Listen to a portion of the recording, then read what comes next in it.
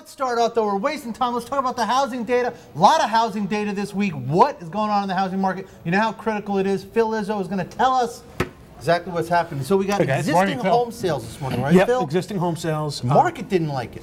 Well, it was a month-to-month decline.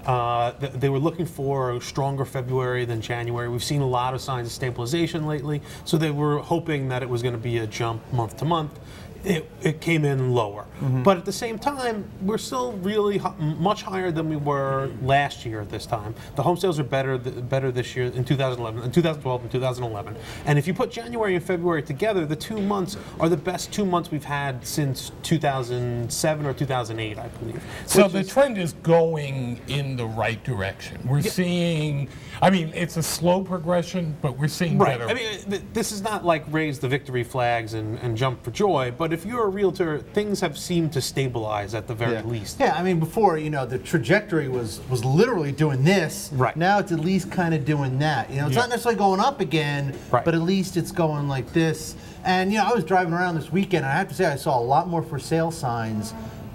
And I was thinking that you might actually take that as a good sign. People feel confident. I know it's the spring selling season already, but it seems like people... It's the sold signs that you want to see. Like for sale signs, there was a time I remember in 2008, 2009 when those for sale signs seemed to be popping up everywhere. Well, but the sold ones are showing up a little more. Okay, but the for sale signs, I mean, I feel like there were a lot of people who were just basically kind of saying, like, I'm going to throw my house out on the market and see if some moron, like, hits my bid. Yeah, well, that's one of the issues too, and there's some of those people who were just looking to see if they could sell their house, but then there's a lot of people who said, "Oh, I know my house is worth more than they're telling me it's worth on the internet or whatever." So I'm not going to jump in. I'm going to wait and see how it goes. And there's only so long that some people can wait. So there is definitely that shadow inventory aspect of it. That there's people out there who are looking to sell their house, who kind of want to sell their house or need to sell their house, but they don't want to jump into the market yet because prices have been so low. And you've seen other cases where houses went on the market, got pulled, and now they're back.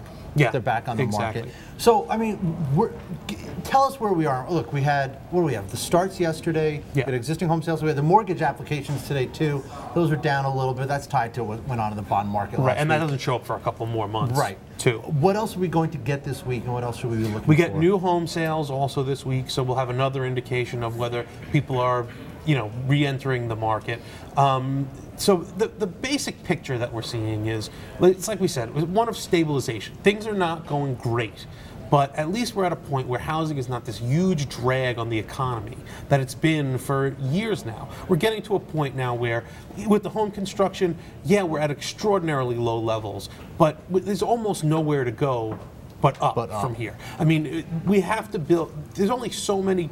You can only live with your parents for so long. I mean, I don't know, man. I think I could make that one work for a long time. Well, you'd be surprised. Some people, apparently 75% of the people who live with their parents say that they're perfectly satisfied with that. I could never imagine that. Okay, and Phil, pricing. What about pricing? I think pricing is more important than volume. Especially when you talk about the number of homeowners that are underwater and what that does just psychologically. We saw a little bit of an uptick in the prices, but the existing home prices are a hard measure to go by because it's very dependent on which houses are selling, whether they're low end, and about, like, I think still a third of the market are distressed sales where there are foreclosures that are going onto the market, and that puts downward pressure on prices. But we have seen some stabilization in prices, but like we said, there's still a lot of inventory out there. There's a lot of foreclosures that are coming onto the market. There's a lot of people who want to sell but haven't jumped in yet. So that's going to keep prices sort of subdued for a long period of time. I mean, yes, at least they're not falling. I mean, that's really really the most important part at this point. But it's gonna still be probably a while before they're going up. All right. So if you want to buy, go.